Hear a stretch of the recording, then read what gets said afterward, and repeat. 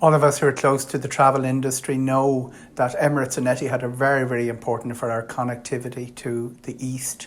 We didn't realise probably how much until the services came to a halt quite abruptly. Initially supposed to close on Wednesday, a very strange decision was made by both airlines that only citizens of the UAE were allowed to board, and then Emirates and Etihad both ceased services today. That really means that anyone trying to scramble back from Australia and the cluster of countries in Southeast Asia have one-stop option, and that's Qatar.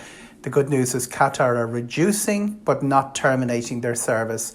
They have a schedule that is 4 weekly, Doha to Dublin. So anyone who can get back through Doha, they have a one-stop option for getting home.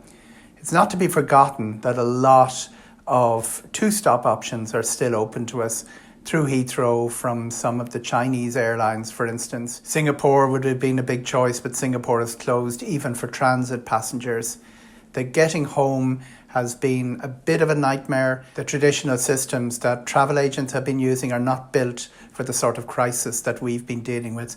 A lot of clients and a lot of passengers just scrambling to the airport to see what they can get and what they can board. The same is true about our European services and our transatlantic services.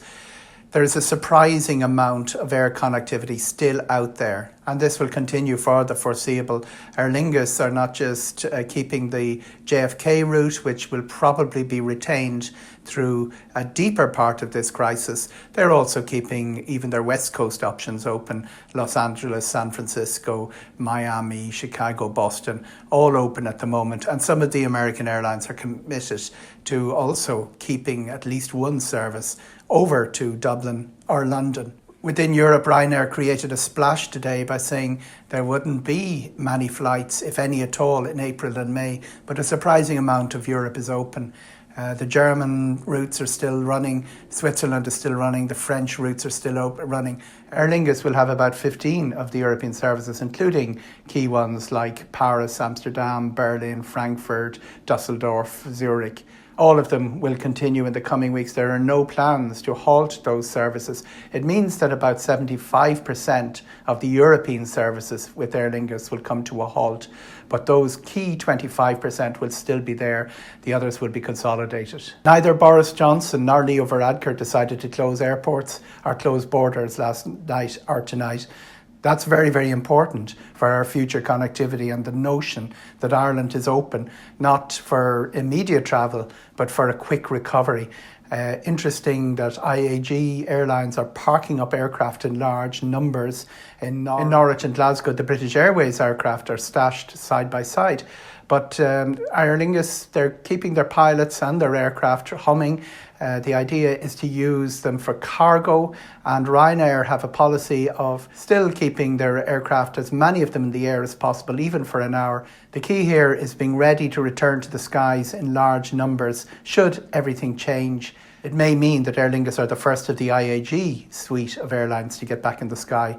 That's all in the future, and an uncertain future. What will decide what routes continue is demand. On the supply side, both Aer Lingus and Ryanair are prepared to put the aircraft into markets. What will happen is demand will be affected by what Boris Johnson said last night.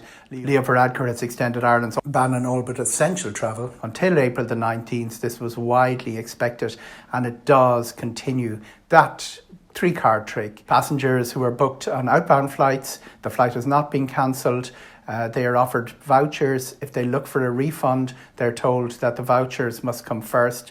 The refund has to come from the insurer. The insurers are saying the refund has to come from the airline. This is going to play for months and months and months ahead in the courts. You mightn't think it, but the law has not been changed. Passengers are entitled to a refund. Laws are being flouted.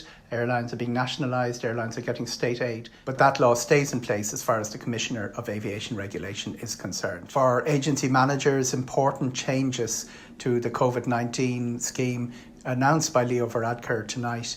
It means that employers have new options for dealing with staff who are underemployed or have to be laid off under the current conditions. The last of the restaurants have to close and the last of the hotels have to close. There are a few clauses there that are of interest. Restaurants won't have to apply for new planning to operate delivery services. That's where they're being guided by the Taoiseach.